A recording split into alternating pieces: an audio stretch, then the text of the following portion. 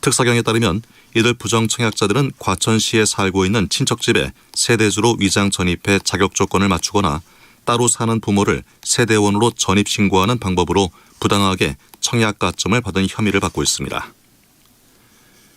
오늘 전국에 가끔 구름이 많이 끼는 가운데 호남과 충청 내륙에는 오후 늦게 소나기가 오는 곳이 있겠습니다. 동해안은 밤부터 차차 흐려지겠습니다. 오늘 낮 최고 기온은 서울이 30도 등 전국이 21도에서 31도로 어제와 비슷하거나 조금 낮겠습니다. 바다의 물결은 모든 해상에서 0.5에서 1.5m로 낮게 일겠습니다. 뉴스를 마칩니다. 아나운서 원스큰이었습니다. KBS.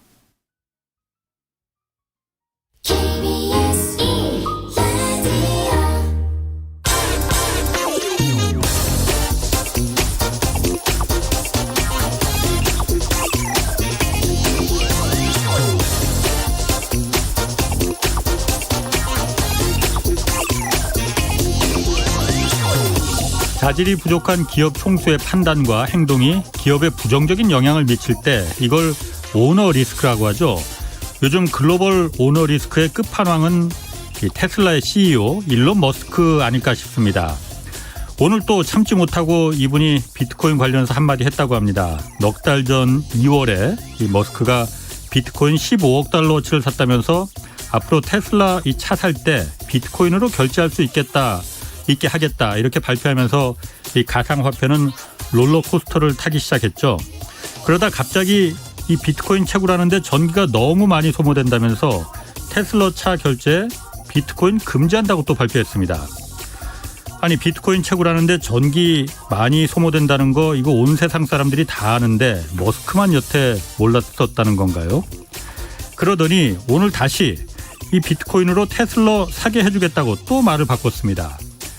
이 테슬라 공시 자료를 보면 올 1분기에만 비트코인을 사고 팔아서 최소한 1억 달러, 우리 돈으로 1,100억 원어치 수익을 올린 것으로 확인됩니다. 머스크를 두고 누구는 사업의 천재라고 평가하지만 자신의 인기와 영향력으로 시장을 교란시키는 이런 CEO를 둔 회사가 만드는 전기차가 어떻게 세계 1위가 될 수 있는지 저는 솔직히 그게 더 의아스럽습니다. 안녕하십니까. 경제와 정의를 다잡는 홍반장, 저는 KBS 기자 홍사원입니다. 홍사원의 경제쇼 출발하겠습니다. 유튜브 오늘도 함께 갑시다.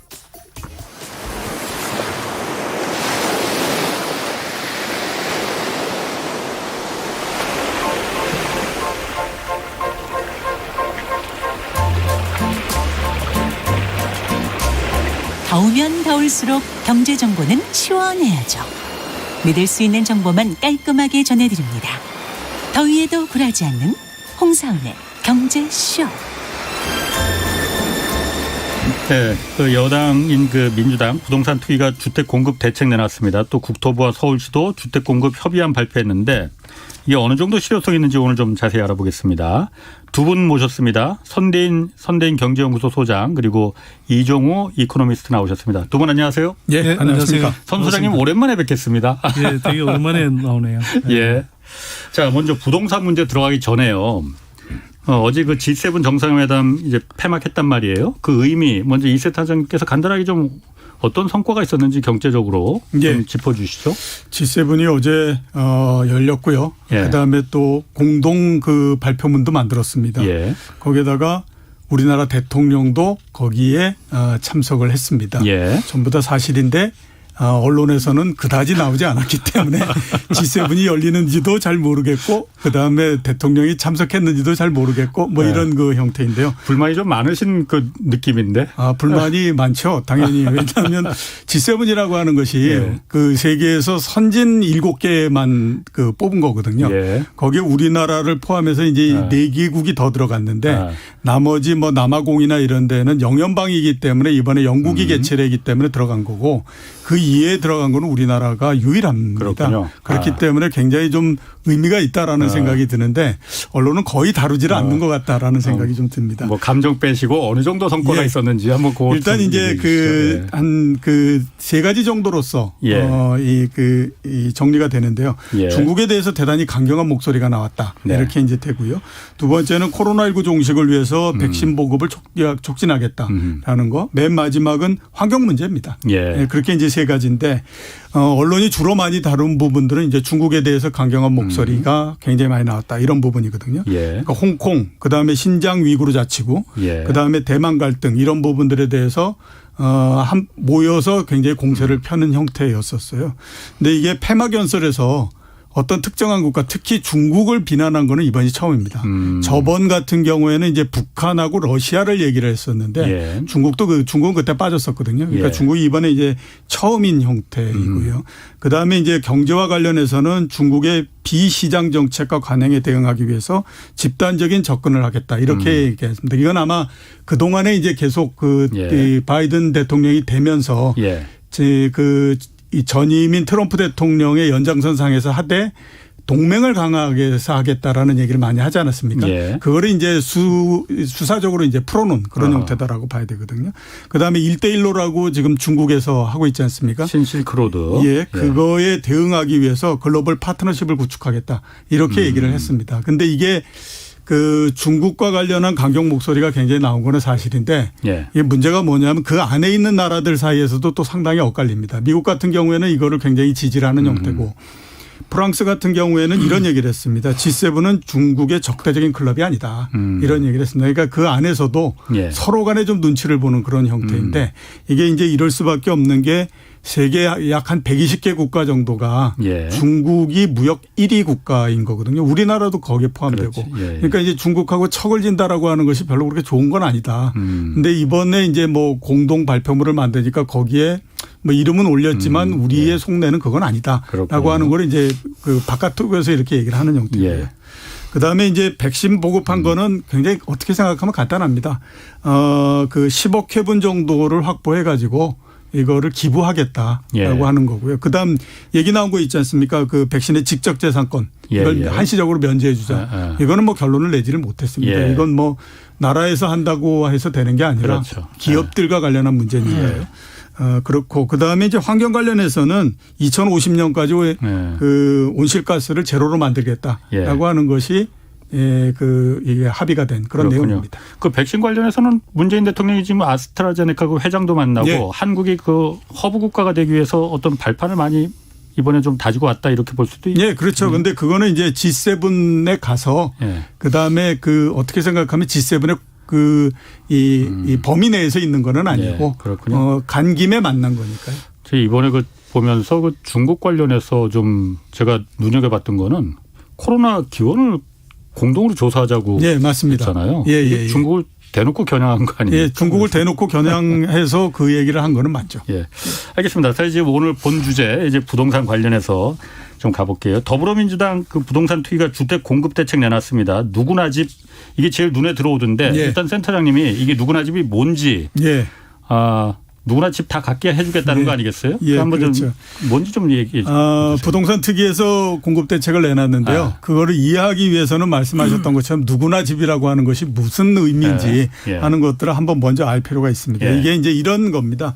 무주택자 그다음에 청년 신혼부부한테 집값의 6에서부터 16% 정도만 일단 그 받고 예. 그다음에 이제 10년간 이거를 그 임대를 해 줍니다. 그리고 그 임대료는 시세의 대략 80에서 85% 정도를 예. 이렇게 해 주고 그다음에 입주할 때에 그 확정된 가격으로 지금 그러니까 확정한 지금 가격으로. 확정한 가격으로 받고 그걸 이제 입주해서 이제 그 집을 넘겨주는 10년 뒤에 10년 뒤에 그러니까 지금 이제 임대해 가지고 들어가는 시점이나 이때에 그렇군요. 10년 후에 이거를 얼마로 할 건가 하는 걸 정하는 거죠. 그걸 왜 그러냐면 그 판교에서 똑같이 이 임대주택 하지 않았습니까? 그런데 그때 정하지 않고 했었는데 장기 임대주택해서 예. 가격이 너무 많이 올라가지고 예. 나중에 이거를 이제 임대해서 바꿀 때에 워낙 많은 분쟁이 일어났기 그렇죠. 때문에 이제 예. 그렇게 된 겁니다. 이렇게 하고 그다음에 이 그 누구나 주택을 그 해서 나중에 이제 그 실제로 들어갈 때에 예. 원래 10년 전에 이거 이제 만들고 했던 가격보다도 올라가서 그렇게 되지 않겠습니까?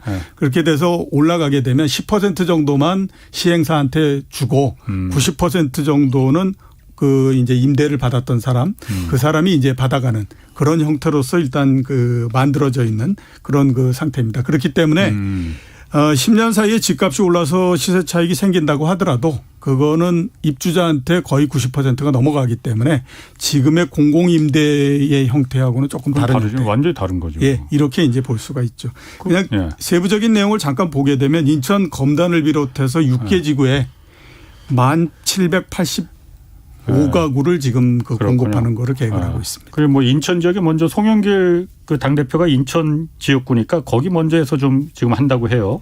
그것도 그거지만 총 6개 지구이기 때문에 인천이 좀 크다 뿐이지 다른 그렇군요. 데도 좀 있기는 합니다. 어떻습니까? 그 선 소장님. 네. 언뜻 들어보면은 거기 그러니까 입주하는 사람은 그 손해볼 거 하나도 없을 것 같아요. 그런데 이게 실현 가능성이 있겠느냐. 그리고 이게 일단 그게 중요한 거 아니겠습니까? 공공임대는 아닌 것 같고 어떻게 보십니까 이거? 그 민주당이 이제 부동산 문제 때문에 계속 뭐 여론이 악화되다 보니 예. 뭐 이제 뭐 이른바 수세에 몰리면서 궁여지책으로 내놓은 건데. 궁여지책. 예, 저는 굉장히 큰 정책적 헛발질이라고 생각하고요. 예. 일단 이것도 저도 아닙니다, 사실은. 예, 뭐 말씀하셨다시피 공공임대주택도 아니고요. 예, 그렇다고 뭐 분양주택도 아니고요. 사실은 우리가 공공임대주택이라고 할 때 그 5년 또는 10년 정도 지나면 분양 전환이 예정돼 있는 공공임대주택이 있습니다. 지금 뭐 아까 말씀하신 판교도 그랬었고. 네네. 그러니까 그런 것과 유사한데 제가 보기에는 대상이 이제 무주택자 뭐 신혼부부 또 젊은 층 이런 사람들 아니겠습니까? 그러니까 최근에 이제 부동산 문제 관련해서 집값이 많이 올랐고 특히 20, 30대들이 젊은 층들 중심으로 해서 이제 이 민주당의 민심 위반이 굉장히 크게 일어났잖아요. 분노가 당연히 있습니다. 네. 그러다 보니 이 사람들을 달래기 위한 정책으로 이 사람들한테는 뭐 빚도 최대한 뭐 집값에 뭐 처음엔 90% 이하까지 나왔다가 70%로 뭐 수정하긴 했는데 뭐 그렇게 한다고 그랬다가 이번에 이제 내놓은 대책 같은 경우도 자 20대들 대상으로 처음에는 그냥 조금만 뭐 임대료만 내다가 나중에 집값 오르면 니네들이 가져가 하는 식의 뭐 재산 형성을 이제 해줄 것 같은 타 보이는 그런 정책을 이제 좀 선심성으로 저는 내놨다고 보고요. 그런데 선심성으로 이렇게 급하게 내놓은 정책들은 늘 제대로 정착되지 못하고 실패하는 경우들이 많습니다. 제가 이제 볼 때 왜 실패할 가능성이 높다고 보냐면 일단은 예를 들어서 지금 시장 상황이 좋다라고 판단하면 이걸 지금 뭐 집값의 6에서 16% 정도를 세입자 입장에서 낸다고 하는데 주변 임대료의 한 80, 85% 정도를 받고 10년 동안 쫄쫄 굶고 있다가 집값의 10%만 취하기 위해서 주택을 공급하겠다 하는 건설업체들이 얼마나 있을까요? 없겠죠. 거꾸로 이야기하면 젊은 층들한테 되게 좋아 보이는 그 정책이 실제로는 민간 시장에서 제대로 작동하기 힘든 구조를 저는 갖고 있다고 보는 거고요. 그러면 그게 작동하게 하려면 뭐 이제 건설업체들한테 공공택지를 받을 때 우선권을 주겠다 등등 여러 가지 인센티브를 주겠다고 하는데 지금 시장에 솔직히 말씀드려서 시장에서 지금 선분양자에 하에서 민간 건설업체들이 얻는 이익이 어마어마한데요. 그렇죠. 굳이 그걸 놔두고 이걸 지금 하겠다? 그런 건설업체들은 제가 볼 땐 거의 없다고 봅니다. 실제로 그래서 제대로 작동은 안 할 것 같고요. 한다 그러면 정부가 결국 또 여러 가지 뭐 막대한 자금이라든지 재원들을 털어넣어서 하게 되는 방식이 아닐까 이렇게 생각이 됩니다. 센터장님이 생각하시기는 어때요? 이거 성공할 가능성이 그럼 그 실현 가능성이 선 소장님은 없다고 해요. 어떤 건설사가 거기를 참여하겠느냐. 없다기보다 극히 낮다. 제가 봤을 때도 없을 것 같아요. 그러니까 제가 건설사 사장이라 하더라도. 시장에서 전체적으로 평가하는 것도 마찬가지로 똑같이 이제 그 얘기를 합니다. 그러니까 과연 지금 이제 10년 후니까 지금서부터 시작한다라고 하면 그거를 이제 조성을 해가지고 건물을 올리는 데까지도 시간이 있으니까 그걸 최대한으로 빠르게 한다고 하더라도 3년이면 13년 후인데 13년 후에 돈 10%를 받기 위해서 과연 할 민간 회사들이 얼마나 되겠느냐라고 하는 것이 가장 큰 이 걸림돌이다라고 봐야 되고요. 그다음에 이제 또 많이 얘기하는 것이 지금 택지 조성이 돼 있는 곳에서도 그 주택을 한번 올리고 아파트를 올리고 하려면 5년 정도 걸린다는데 과연 그거를 3년 내에 이거 한다라고 하는 것이 현실성이 있겠느냐라고 하는 얘기도 지금 굉장히 많이 하고 있습니다. 거기에 이제 택지 조성이 안 돼 있는 곳이다라고 하면 시간은 정말 엄청나게 많이 걸리는 거고요. 그래서 이제 과연 실효성이 있겠느냐라고 하는 거에 대한 의문이 제기되고 있는 거는 뭐 그건 분명하다라고 볼 수 있겠죠. 그럼 어쨌든 지금까지 기본적으로 정부가 지금 어쨌든 이사 대책도 그렇고 물론 재개발 재건축이지만 주로 이제 기조가 예. 민간 주도에서 공공이 이제 끌어가는다. 왜냐하면 민간에 맡기다 보면 보나마나 이 집값이 올리는 방향으로 민간에 당연히 수익이 돈이 안 되면 안 들어오니까 예.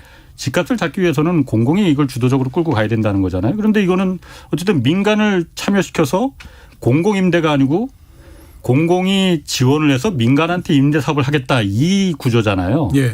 왜 이쪽으로 가는 걸까요? 굳이 그냥 임대 그러니까 그냥 임대만 해서는 예. 쉽게 말해서 뭐 사람들의 재산 형성에 도움이 안 된다고 생각할 거고요. 그래서 이 정책은 저는 이 솔직히 말해 질이 안 좋은 정책이라고 생각합니다. 제가 이런 표현까지 왜 쓰냐 하면 사실은 지금 정부 여당이 해야 될 것은 전반적으로 지금 굉장히 이제 문제가 많이 생겨서 뭐 이게 진짜 남마처럼 흐트러져 있지만 이런 걸 하나라도 좀 제대로 가다듬어서 지금이라도 제대로 차근차근 부동산 시장을 이렇게 구조적으로 안정화시켜가는 노력들을 해야 되는데 이게 이제 쫓기면서 하는 게 뭐냐면 되게 선심성이라고 제가 아까 말씀드렸잖아요. 자, 근데 선심성인데 누구한테는 선심성이 될 수도 있지만 또 한번 보세요. 이걸로 해서 혜택을 줄 수 있는 층이 얼마나 될까요? 결국 몇만 호 정도거든요. 아무리 많이 해도. 그럼 몇만 호가 아닌 수백만의 다른 뭐 젊은 층이나 무주택자나 신혼부부들은요. 이건 저는 생색내기라고 생각하는 거고요. 또 하나는 질이 나쁜 정책이라고 말씀드리는 건 뭐냐면 정부는 이런 자원이 있을 때 기본적으로 시장에서 민간 시장에서 이게 사고 파는 주택으로 그러니까 제하로서의 주택은 일정하게 민간 시장에 맡기지만 한편으로는 그게 예를 들어서 공공에서 하지 않으면 민간 시장에서는 과소 공급되는 이 주택들이 있거든요. 쉽게 말해서 돈 안 되는 주택, 공공임대주택, 뭐 예를 들면 뭐 경기도에서 하겠다는 기본주택도 저는 뭐 그런 유형이라고 생각하는데 뭐 그런 주택들을 공급하는 것은 취지에 부합하죠. 이게 이 주거 약자 또는 저소득층 뭐 또는 우리가 뭐 어쨌거나 지금 저출산 고령화 추세를 고려해서 신혼부부라든지 이런 사람들에 대해서는 상대적으로 이제 공급을 늘려주는 그런 정책적 노력을 하고 거기에 뭐 일정한 자원을 쏟아붓는 건 말이 됩니다. 그런데 이게 지금 취지를 보면 10년 후에 결국은 너 집 갖게 해줄게. 그런데 젊은 층 중에 아주 어쩌다가 선택된 일부의 사람들한테 한해서만 이렇게 이제 지금 접근하고 있는 거거든요. 그리고 형평성에서도 굉장히 이제 문제가 있고, 그 다음에 정부가 그러면 나서서 이걸 재산 형성을 도와주는 게 쉽게 말해서 재테크하게 해주는 게 공공정책으로 이렇게 자원을 쏟아부어야 될 정책이냐 하는 거죠. 그래서 저는 질 나쁜 정책이라고. 제가 이걸 보니까 저도 그래서 누구나 집이라고 해서 이제 한번 제가 구조를 한번 들여다봤어요. 그랬더니 이거는 상대적으로 사업자도 마찬가지고 거기 들어가서 분양을 받는 사람도 마찬가지고 집값이 올라야만 계속 올라가야만 이게 성공할 수 있는 정책이잖아요. 집값이 내려가면은 그 분양받은 사람은 나 분양 안 받을래. 그냥 건설사들이 피해 다 떠안어. 이거잖아요. 그러니까 무조건 집값이 올라가야 된다는 말이잖아요. 이런 정책을 왜 국가가 나서서 할까? 근데 그 생각이 좀 들더라고요. 뭐 말씀을 잘 하셨는데 제가 보기에는요. 지금은 워낙 이제 뭐 저금리에 유동성 과잉에 뭐 이러다 보니 이게 워낙 부동산 시장이 달궈져서 계속 집값이 오를 것만 같지만 한 10년 정도 지나고 뭐 이종훈 센터장님 말씀하신 것처럼 그게 시간이 한 3, 4년 더 걸려서 뭐 13년, 15년 이렇게 걸린다고 하면 그때도 지금처럼 계속 이 집값이 계속 유지될 수 있을까는 우리가 한번 좀 생각해 봐야 됩니다. 저는 이 정책을 보면서 옛날에 주식시장 정책이 많이 생각이 났거든요. 그러니까 주식시장 이런 게 있었나? 그러니까 89년도서부터 우리나라 주식시장이 85년도서부터 올라오기 시작해가지고 그때가 150에서부터 출발해서 89년도 4월 달이 되면 1000이 됩니다. 근데 그 당시에는 어떤 생각들을 가지고 있었냐면 종합주가지수가 그 정부의 지지 이 숫자다. 예. 이런 생각을 가지고 있었어요. 아. 그러니까 주가가 떨어지는 걸 어떻게 하든지 방지를 해야 되는 거예요. 예. 그러니까 모든 정책들이 다 나옵니다. 심지어 어떤 정책까지 나오겠냐면 한국은행이 발권력을 동원해서 주식을 사겠다라고 하는 정책까지 나와요. 그 정도 나오면 그거는 거의 다 나왔다라고 봐야 되거든요. 일본은 지금 그렇게 한다면서요 또. 그것보다도 더한 거죠. 예, 그런 건데 그게 이제 한 3년 정도를 계속해서 주가가 떨어지지 않게 여러 가지 정책을 하다 보니까 맨 마지막에 가면 이제 정책을 더 이상 쓸만한 것도 별로 없어지는 형태고. 뭐 그럴 수 있습니다. 그다음에 이제 정책을 써야 되는 그 당시에 재경부 입장에서도 거의 자포자기 상태에 들어가는 거죠. 그렇죠. 해본들 뭐 하겠니 이러면서 이제 하는 거거든요. 근데 그 다음에 제가 보니까 시장이 방향을 바꾸가지고 가니까요. 이게 저 정도가 무슨 의미가 있겠어라고 했던 것도 엄청나게 강하게 먹혀 들어가 버리는 형태가 되더라고요. 그렇군요. 그러니까 이 모든 정책들이 지금은 그 부동산 가격이 굉장히 많이 올라가기 때문에 계속해서 정책도 나올 수밖에 없고 또 나오는 정책들이 센 거는 옛날에 다 썼겠죠. 그러니까 이제 지금은 허술할 수밖에 없는 형태인데 결국 가장 중요한 건 뭐냐면 부동산의 가격이 어느 쪽으로 움직이느냐에 따라서 굉장히 영향력은 달라진다. 이렇게 볼 수밖에 없지 않나 싶습니다. 그러니까 이게 제가 보니까는 김진표 그 부동산 특위위원장이 이 집값이 올라가야만 성공하는 사업이니까 집값이 하락할 때는 사업자 피해를 방지할 수 있는 그런 안전장치를 또 마련하겠다. 예. 이게 이해를 아니 뭐 경우에 따라서는 그럴 수도 있는데 예. 이게 공공정책의 목표가 예. 뚜렷하게 공익에 부합한다라는 생각이 들 때는 그럴 수가 있는데 이게 일부 선택된 사람들에 한해서만 재산 형성을 도와주겠다는 정책이 그렇게 공익적인 목적이냐는 거죠. 알겠습니다. 그러면 은 지금 이건 좀 어쨌든 민주당의 그야말로 아니에요. 이게 뭐 채택이 되는 건 아니고. 그런데 지금 경기도에서 그 기본주택 하는 거 있지 않습니까? 제가 이걸 보면서 기본주택하고 자꾸 비교가 되더라고요. 네. 기본주택이라는 거는 하여튼 무주택자면은 소득에 상관없이 기존에 우리가 임대주택 하면은 그냥 못 사는 사람, 그 비 줄줄 새고 이런 질 나쁜 주택 이렇게 알고 있는데 그런 게 아니고 정말 민간 분양 아파트와 똑같은 품질의 아파트를 공급하겠다. 역세권에 가장 좋은 위치에 대신 임대로다가 또 분양으로 하는 거는 토지 임대부 형식으로 해서 불로소득을 절대로 이제 갖고 가지 못하게 하는 방식으로 그거하고 비교하면 좀 어떻습니까? 이번에 누구나 집하고 기본주택.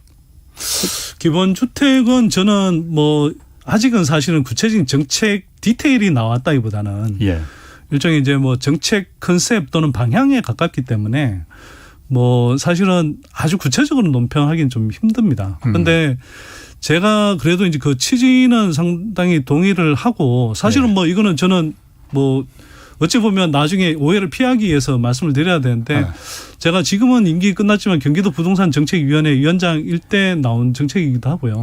그다음에 이제 제가 뭐 경기도시공사 비상임 이사로 지금 있는데 또 경기도시공사가 이제 그런 모델들을 뭐 추진을 합니다. 그러다 보니 뭐 저는 아무래도 이제 이해관계가 있으시네. 그래서 약간 긍정적인 코멘트를 뭐 한다라는 걸 염두에 두고 좀 이해해 주시면 좋겠는데요. 근데 기본적으로 이런 거잖아요. 우리가 공공에서도 사실은 공공 분양을 많이 하거든요. 근데 이게 결국은 공공은 가능하면 민간에서 분양을 많이 하니 공공까지 가능한 분양을 많이 하지 말고 임대를 해서 다만 조금 상대적으로 저렴한 임대주택을 많이 지어서 사람들이 분양주택뿐만 아니라 임대주택을 그냥 장기적으로 좀 살 수 있도록 하자.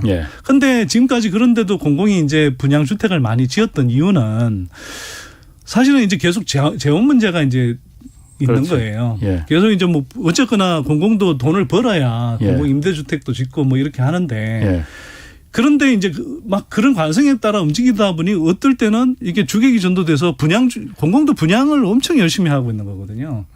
그래서 이제 지금 경기도에서 이제 생각하는 것은 리츠라든지 또 정부의 이제 여러 가지 좀 저금리 정책 자금들을 활용해서 상대적으로 이제 건설 비용들을 이렇게 좀 저렴하게 하고 그렇게 해서 나름 공사에서도 그러니까 공공개발 뭐 예를 들어서 중앙정부라 하면 LH 공사 같은 데겠죠. 그런 데서도 그러니까 분양이 아닌 이 임대주택을 공급하더라도 네. 수익은 남고 예를 들어서 뭐 이렇게 월세 수입이라든지 또 나중에 이제 자산 매각 수입 등등을 포함해서 그런 것들은 챙기면서 예. 또 한편으로는 계속 지속적으로 임대주택을 공공에서 제공하는 예. 임대주택을 지으면 사람들이 장기간에 걸쳐서 꼭 재테크 염두에 두지 않고 사는 곳으로 해서의 그러니까 민간 주택을 많이 공급할 수 있지 않겠느냐. 이게 기본 취지입니다. 그래서 예, 대한민국 사람들 대부분이 그래도 기본적으로 주택 한 채는 그러니까 주택에 져서 일종의 이제 웬만한 이 기본적인 어떤 삶 주거 생활을 누릴 수 있는 그런 공급들을 대량으로 하자 뭐 이런 취지인 거죠. 그러니까 지난번에 그 GH공사의 이제 이현욱 사장도 한번 나오셨어요. 경제쇼에 출연해서 네네. 네. 그런 부분을 쭉 제가 들어보니까 정말 고개가 끄덕끄덕 해지더라고요. 네. 그런데 지금 3기 신도시에서 이제 경기도는 그거를 이제 기본주택으로 그 경기도가 최대한 좀 많이 넣고 싶어 하죠. 넣고 싶어 하는 거잖아요. 그런데 네네. 사실 법적인 문제도 있대요. 그래서 법적인 네. 문제도 있고 중앙정부의 허락을 받아야 된다고 하네요. 그래서 기재부나 이쪽에서 굉장히 탑탁지 않게 생각한다는 거야. 그래서 뭐 나름대로 또 사정이 있겠구나. 뭐 이게 정치적인 문제도 있고. 그렇고요. 일단은 이제 지금 중앙정부나 또 중앙 이제 개발 공기업은 예. 어쨌거나 자신들이 사업을 많이 하고 싶어 하는 거고요. 그러면 이제 이거는 지금 어쨌거나 경기도에서 지자체 차원에서 어쨌거나 제한한 사업이잖아요. 예.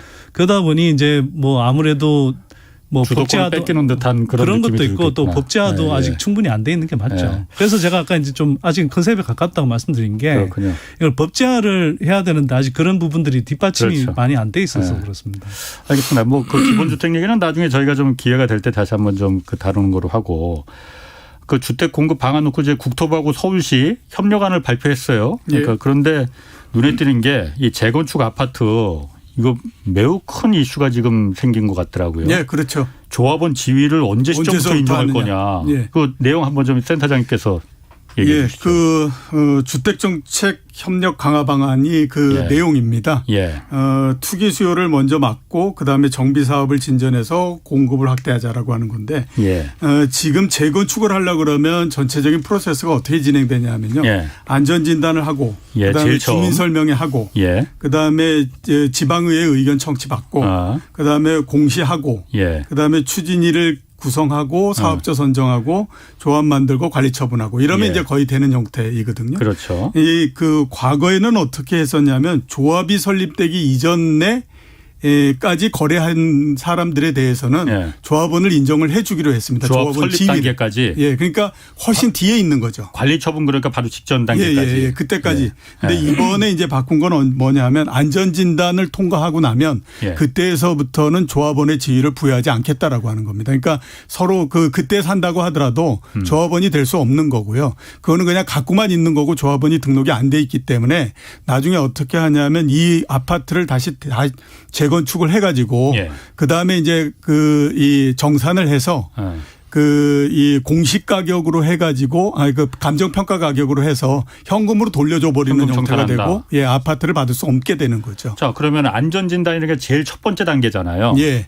재건축하려면 예. 첫 번째 안전진단 통과되고 나면은 그 다음부터는 조합원으로서 등록이 못 됩니다. 그 안전진단 통과된 그 아파트 딴 사람이 사더라도 예. 이 사람은 조합원이 안 되는 거예요. 예, 조합원이 안 되는 새 거죠. 아파트를 못 받는 거잖아요. 예, 그렇죠. 그러면 못하러 삽니까?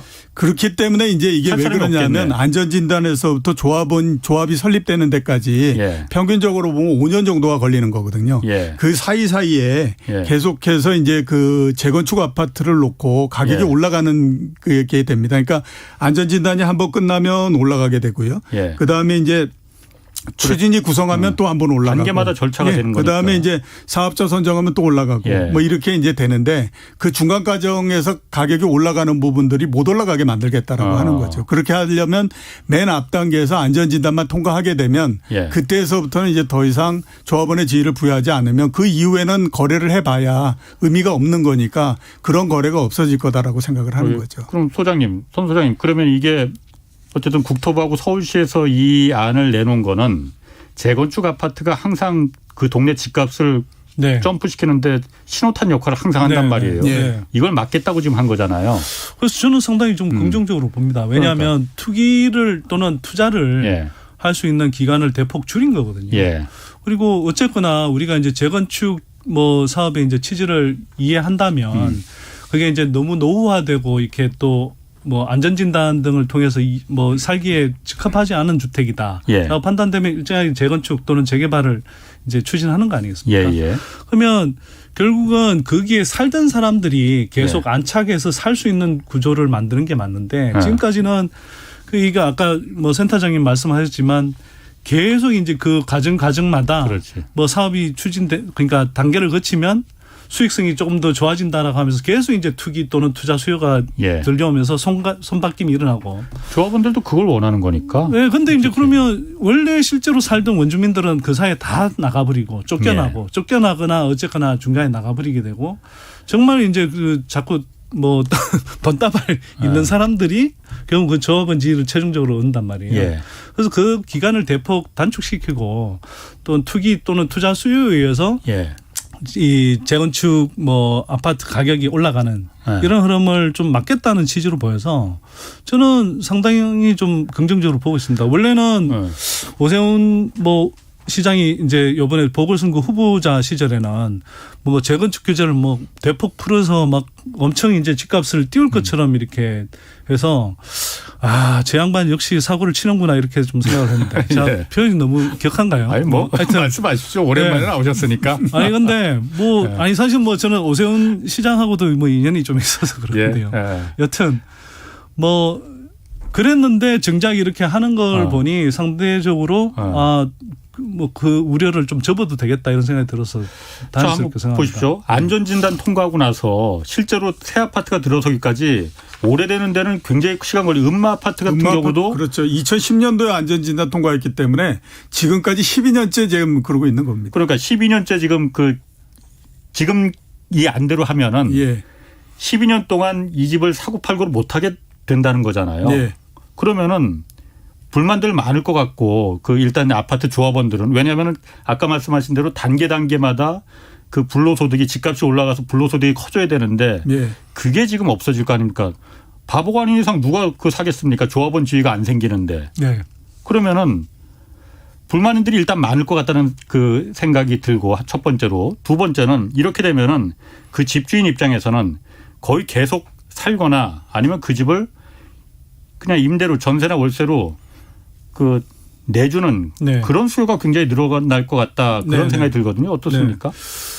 물론 이제 지금 뭐 정부하고 서울시가 그 합의한 내용을 보면 기존에 이제 뭐 이미 그 단계들을 통과한 뭐 조합원들은 어쨌거나 인정해 주겠다는 거잖아요. 기본 원칙은. 다 통과는 아니고 이제 물론 그러니까 그 뭐 소급 적용을 안 하겠다는 게 기본 원칙이고 다만 이제 뭐 토지 거래 허가 구역이라든지 이런 지역들은 뭐 이제 또 그걸 적용을 하겠다는 거고.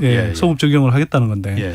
다만 이제 말씀하신 대로 그렇게 되면 아까도 말씀드렸지만 이게 투기적인 가수요가 들끓는 거 이런 것들을 상당히 차단할 수 있고요.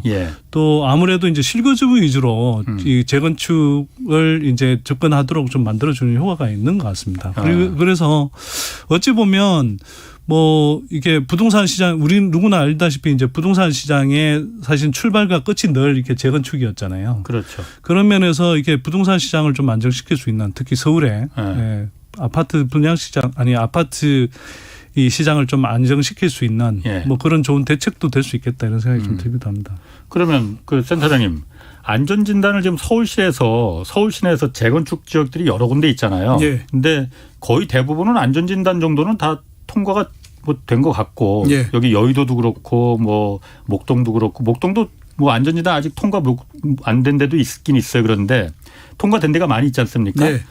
이런 데는 이제 재건축 지금 그 아파트를 사봤자 조합원 지위를 못 얻으니 아직 안전진단 통과 안 된 그런 아파트들이 굉장히 뭐라고 해야 되나? 그쪽으로 이제 그 매수가 몰리면서 가격이 상당히 많이 상승하지 않겠느냐. 이제 이렇게 갈 수 있는데요. 물론 이제 그렇게 생각할 수 있지만 어떤 아파트가 안전진단에 들어갈지 하는 것들도 알기가 어려울 뿐만 아니라 그다음에 안전진단을 통과할 수 있을지 아니냐에 일지 예. 또한 알기가 굉장히 어려운 거지 않습니까? 예. 그러니까 이거는 보면 단순히 그것만 가지고 이제 판단해야 되는 거예요. 그러니까 예. 저 아파트를 지은 지 시간이 굉장히 많이 지났기 때문에 언젠가는 할 거고 그때가 되면 이제 안전진단 뭐 이렇게 들어가고 할 거다라고 예. 하는 거를 상상해서 해야 되는 거거든요. 그러기까지는 또 보면 굉장히 많은 리스크가 거기에 따른다라고 하는 거죠. 예. 그러니까 그렇기 때문에 이게 지금 우리가 생각하고 있는 것처럼 그 전에 안전진단을 들어가기 전에 가격이 나중에 올라가는 것까지 집중적으로 다 올라가 버리는 거 아니냐 이렇게 생각하기에는 좀 무리가 있다라고 봐야 되는 거죠. 그렇군요.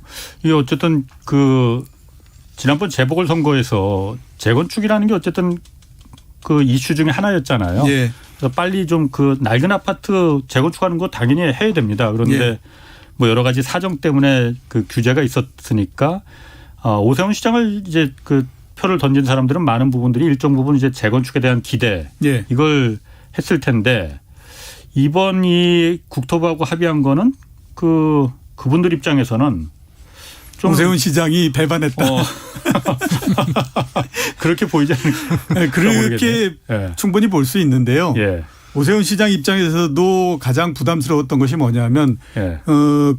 선거를 하는 과정도 그렇고 본인이 이 공약을 내놓은 다음서부터 강남 지역에 있는 재건축 아파트를 중심으로 해서 가격이 굉장히 많이 상승을 했잖아요. 예. 그 전에는 그래도 보면 올해 1월 달서부터 한 3월 달까지 서울 지역의 아파트 가격이 점차적으로 상승률이 떨어지면서 안정이 되는 국면으로서 가고 있었거든요. 예. 그런 상태에서 갑자기 가격이 굉장히 많이 상승하고 이렇게 된다라고 하면 그 부담이라고 하는 거를 오세훈 시장뿐만 아니라 국민의힘이 전체적으로 안아야 되는 입장이니까 이거는 훨씬 더 부담이 많이 될 수밖에 없는 그런 부분이거든요. 예. 그래서 정책을 변경할 수밖에 없었다 이렇게 볼 수밖에 없는 거죠. 그렇군요. 저는 오세훈 시장 후보 시절에 이렇게 공약 내놓는 거 보면서 예. 저거 선거용일 가능성이 되게 높겠다. 뭐 이런 생각을 사실 좀 했었어요. 왜냐하면 이 양반이라고 자꾸 이거 방송 시비에 걸리는 거죠. 걸리겠지 뭐 제가 책임질 테니까. 이분이 예. 예전에도 보면요. 이게 예. 부동산 정책에 관해서는 사실 기존의 국민의힘 계열의 그런 정책들하고 좀 달랐어요. 예전에도 서울시장 초기 시절에 보면 예. 사실 그때 장기 전세라는 걸 했었고요. 지금의 기본주택하고도 좀 개념이 사실 비슷할 수도 있습니다. 그리고 또 그때 후분양제 그리고 분양원가 그렇지. 공개 예. 이거 굉장히 파격적이었지. 적극적으로 했었어요. 예. 그래서 사실은 이런 부분에 대해 나름 문제의식이 있어요. 이 예. 사람이. 그래서 근데 이번에 이제 뭐 어차피 표를 얻기 위해서 저렇게 하기는 하겠구나 싶으면서도 저거 되고 나면 뒤집을 수 있겠다 이런 생각했는데 사실 좀 뒤집은 듯한 흐름이 지금 나오고 있는 거죠. 그렇군요. 자, 그것도 그렇고 지금 부동산 민주당으로 또 가보면은 부동산 특위안 오늘 이제 다시 의원총회 언제 열릴 건지 해서 그래서 뭐 종부세 2% 범위로 줄이자 뭐 이 부분을 어떻게 할 건지 당내에서도 지금 이견이 굉장히 크잖아요. 청와대하고 정부하고도 좀 이견이 많이 있는 것 같고. 근데 이 종부세 완화에 대해서는 일단 이 쭉 보면 송영길 당대표하고 김진표 부동산 특위위원장 이 두 분이 지금 키를 잡고 있는데 이 두 분의 의지가 워낙 강하단 말이에요. 깎아줘야 한다. 이게 부자 감세가 아니라는 걸 설득하겠다라고 이제 표방하시잖아요. 근데 뭐 사실 제가 보면 이게 왜 부자 감세가 아니라고 왜 말을 하지? 유체이탈 합법이라고 그러잖아요. 그분들이 아마 정부세 내는 대상이어서 그런 것 같고요. 뭐 그럴 수 있습니다. 뭐 그래서 그런지 모르겠는데요. 예. 아니 정부세 깎아준다는 건 부자 감세 맞죠? 왜 아니에요? 예. 이명박 정부 때 정부세 깎아줄 때 분명히 부자 감세라고 했거든요. 민주당이. 그러면 지금 민주당이 그걸 깎아주겠다고 하면 그러면 그때는 이명박 정부 때 종부세 깎아줄 때는 부자 감세라고 민주당이 해놓고 지금 그럼 민주당이 자기네들이 깎아주는 건 부자 감세가 아니라는 겁니까? 정권마다 그게 다른 건가요? 그리고 제가 좀 말씀드리고 싶은 건요. 지금 보유세 문제에 있어서 핵심은 종부세 세율 깎아주고 범위를 완화해주고 이게 아닙니다. 예. 민주당이 지금 4년 내내 하면서도 결국 제대로 하지 못하고 있는 부동산 개혁 정책들이 많은데요. 대표적인 게 바로 보유세 문제예요. 예. 보유세 개혁의 핵심은요. 무슨 세율 깔짝깔짝 올리고 내리고 이런 게 아니고요. 예. 또는 종부세 가세 대상 또는 이 재산세 가세 대상의 범위를 조정하고 이런 게 아니고요.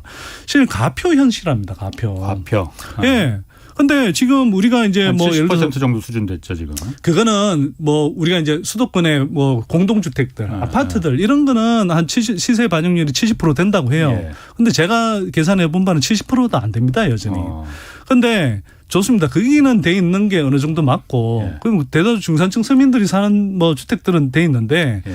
문제는 뭐냐 하면요, 정말 조세 정의 문제에서 전적으로 이렇게 형평성을 상실하는 게 뭐냐. 예를 들어서 부동산 부자들이 갖고 있는 대규모 토지 또는 뭐 예를 들어서 고가 단독주택들, 예를 들어서 이재용 뭐 또는 이건희 그 전에 일가 뭐 삼성 일가들 재벌 일가들이 갖고 있는 그 뭐 이태원 한남동 네. 이런 주택들은 시세가 100억이라고 그러면은 30억 40억 잡혀 있거든요. 거기 뭐 거래가 거의 안 되니까는 뭐 그 아니 통계를 할 그런데 그게 없다는 거 아니에요? 그럼에도 불구하고 그걸 어떻게 시세를 파악하려면 못 하겠어요. 은행에서는 그거 그렇지. 시세 파악해서 그 공시지가에 그렇죠. 또는 공시주택 가격에 100% 200% 이상 다 저 담보를 잡아주는데 예. 은행은 바보라서 그렇게 담보를 잡아주겠습니까? 예. 아니잖아요. 그래서 그런데 거기에 대한 현실화율이 지금 너무 떨어집니다. 그런데 그게 예를 들어서 우리가 이렇게 생각하시면 돼요. 고소득자가 있는데 1년에 3억 버는 사람이 있는데 예. 그 사람을 가표를 6천만 원밖에 안 잡아서 세율을 예를 들어서 35%인 걸 이거 38%로 올리겠다.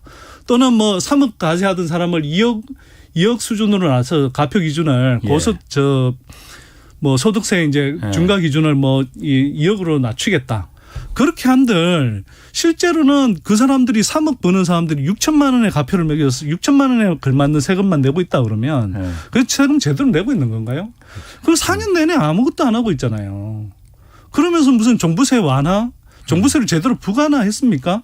지금 노무현 정부 처음 세팅할 때 종부세 제도로 거둘 수 있는 세수의 절반도 안 받고 있는 게 예. 노무현 문재인 정부 들어와서 4년 내내 보유세 개혁을 했다고 하는 내용이 이 정도밖에 안 되는 거예요. 그러니까 처음에 이 정도밖에 안 되고 있는데 이걸 뭐 종부세를 지금 와서 그걸 더 깎아주겠다?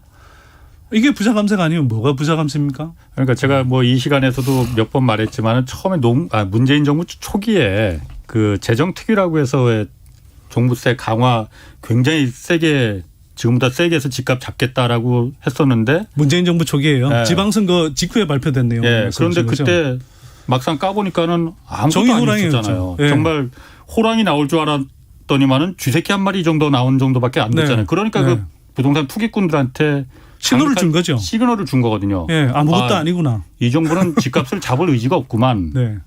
그때 그러면 말 나온 김에 소장님은 네. 그때 그 재정특위가 왜 그렇게 종이호랑이 같은 그때 일단은 그 조세 특위에 들어가 있는 분들이요. 네. 기본적으로 부동산 세제라든지 이런 것들에 대해서 잘 모르시는 분들이었다고 저는 생각해요.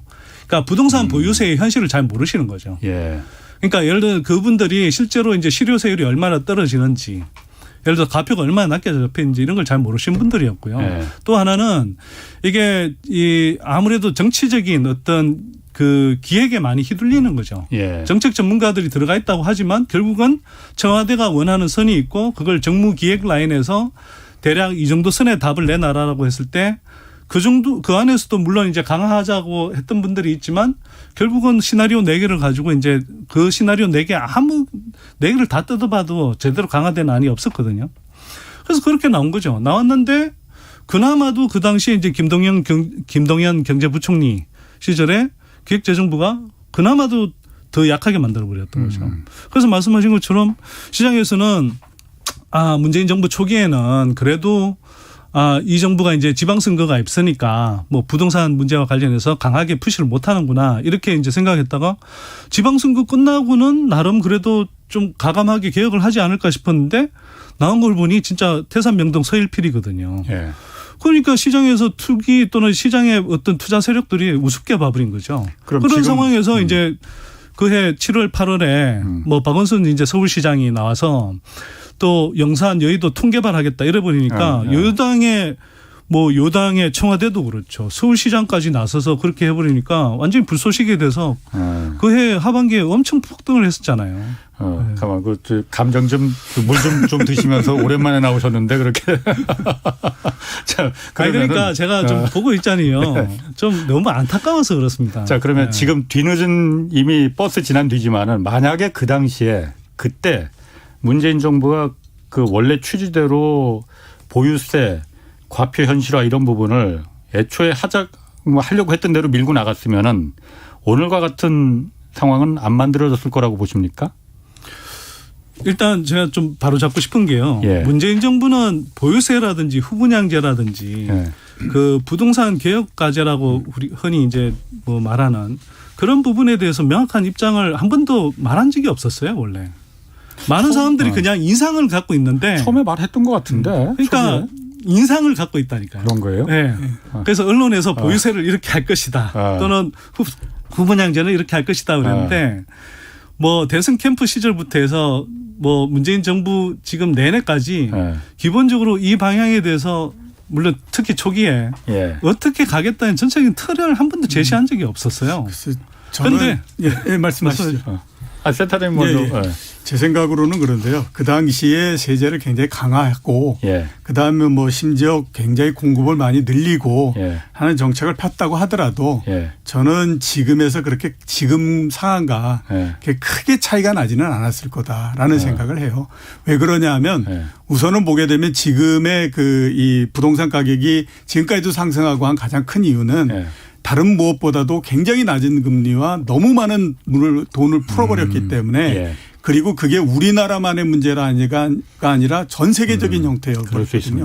그렇기 때문에 그런 상태에서는 어떤 정책을 핀다고 하더라도 그게 그 정책이라고 하는 것이 한계가 있을 수밖에 없다라는 생각이 들고요. 그다음에 그런 것들은 과거에도 굉장히 많이 했거든요. 그다음에 가격이 오를 수 있다라고 사람들이 생각하는 상태에서는 아무리 빗장을 많이 친다고 하더라도 그 빗장이라고 하는 것은 약간의 틈이라고 하는 것도 있을 수밖에 없는 거거든요. 그렇기 때문에 그 사이를 뚫고 계속 그걸 하기 때문에 이게 기본적으로 어느 정도 한계가 있다라고 저는 생각을 해요. 그래서 지금도 제가 얘기하는 건 뭐냐면 어떤 정책을 내놓는다고 하더라도 그게 사람들한테 그렇게 먹히지 않을 거다. 지금에서 할 수 있는 가장 좋은 방법은 연말까지 한국은행이 금리를 한 1% 정도 올려버려라. 그러면 오히려 훨씬 더 강한 그 메시지를 줄 가능성이 있다. 저는 그렇게 생각하거든요. 그렇기 때문에 물론 약간씩의 속도가 늦춰지고 이러는 것들은 있었겠지만 크게 변화했을까라고 하는 것에서는 저는 조금 좀 그 센터장님 말씀에 뭐 이 부분은 이제 일정 부분 동의하기도 하고 또 일정 부분은 다른데요. 그러니까 저도 뭐 그렇게 생각합니다. 문재인 정부에서 집값이 오른 가장 큰 이유, 가장 큰 배경 저금리와 가액 유동성입니다. 그거는 뭐 부인할 수 없는 사실이고요. 이걸 빼놓고 그냥 뭐 정권만의 잘못이다. 국민의힘이 잡았으면 아마 저는 집값 더 폭등했을 거라고 생각해요. 그런데 제가 말씀드리고 싶은 건 문재인 정부가 그러면 잘했냐 그렇다고. 잘 못했습니다. 아니 초기부터 예를 들면 그렇게 과잉 유동성이 넘치고 저금리 상황이라고 한다면 저는 예를 들어서 대출 규제 같은 것들도 상대적으로 되게 보편적인 대출 규제를 만들었어야 된다고 생각해요. 이거는 사실은 집값이라든지 또는 그 소득을 기준으로 해서 금융 시스템 리스크라든지 또는 개인 수준의 그런 디폴트를 막기 위한 그런 장치들이거든요. 그러면 그런 것들은 지역과 사실 상관없이 일정한 수준에서 묶어야 돼요. 그런데 이명박 정부 때 박근혜 정부 때 잔뜩 풀어놨단 말이에요. 그런데 그걸 주워 담다고 주워 담지만 어떤 특정 지역별로 이렇게 뭐 해서 핀셋 규제라고 하는데 핀셋 규제 이꼴 찔끔 규제였죠. 그래서 그렇게 허용해 놓으면 당연히 다른 지역으로 풍선 효과가 생기고 그러면 이게 이제 두더지 잡기식으로 계속 다른 지역이 튀어오르면 거기 잡고 뿅망치로 계속 때려잡는데 그게 뭐 멈춥니까? 계속 순환매 장세가 올라가는 거고요. 그렇게 해서 집값 상승을 허용한 청구도 저는 굉장히 많다고 보고요. 그다음에 이게 일관성이 있어야 되는데요. 예를 들면 정말 정책적인 판단 능력도 정말 한심한 게요. 예를 들면 부산 같은 경우는 집값 지난 몇 년간 집값 조정을 다 거치고 나서 사실 집값이 막 활날 다시 이제 타오를 조짐을 보이고 있었어요. 그런데 그때 투기 가열지구 없애달라고 해서 실제로 민주당에서 이게 선거 차원에서 그걸 다 풀어줬거든요. 그러고 나서 부산 지역 집값이 얼마나 급등을 했는지 보시면 아연 실색할 정도입니다. 자, 아연 실색은 나중에 하시고 그러면은 이제 시간이 거의 다 됐습니다. 아까 센터장님이 말씀하신 네. 금리 올리는 게 가장 효과적인 방법이다. 그 부분은 어떻게 좀 생각하세요? 그러니까 금리라는 것은 물론 부작용 많습니다. 금리 올리면. 그러니까 이제 저도 드리고 싶은 1분 말씀은 정도로. 금리는 뭐 시간이 지나면 올라갈 수는 있는데요. 네. 금리라는 것은 굉장히 이제 포괄적인 정책이잖아요. 예. 그렇기 때문에 그것은 국민 경제 전체를 놓고 나서 다양한 관점을 고려해야 되기 때문에 예. 점진적으로 올라갈 수는 밖에는 없을 지금 거예요. 올라갈 수밖에 없어요. 예. 네. 물론 시간은 좀 걸릴 예. 텐데요. 그래도 급격하지는 않을 겁니다. 예. 그러면 결국 우리가 해야 되는 것은요. 제가 볼 때는 대출 규제를 지금이라도 좀 보편적인 대출 규제를 마련하고요. 예. 그다음에 거기에 대해서 뭐 후분양제라든지 또는 공공임대주택 공급이라든지 세제와 관련해서도 아까 보유세 문제도 말씀드렸지만 한편으로는 일가구인데 고가주택을 갖고 있는 분들하고 수도권 외곽에 이 여러 채를 갖고 있지만 저가주택을 갖고 있는 사람들 이런 형평성 문제라든지 이런 것들을 해결해야 돼요. 그런 걸 안 하고 있잖아요, 지금. 그럼 센터장님 간단하게 10초만으로 금리 올리면 그 다른 부작용 다 상쇄하고도 괜찮습니까? 저는 금리를 올린다고 하더라도 경제가 그렇게 크게 둔화되거나 그럴 가능성은 없다고 봅니다. 알겠습니다. 아이고 오늘 두 분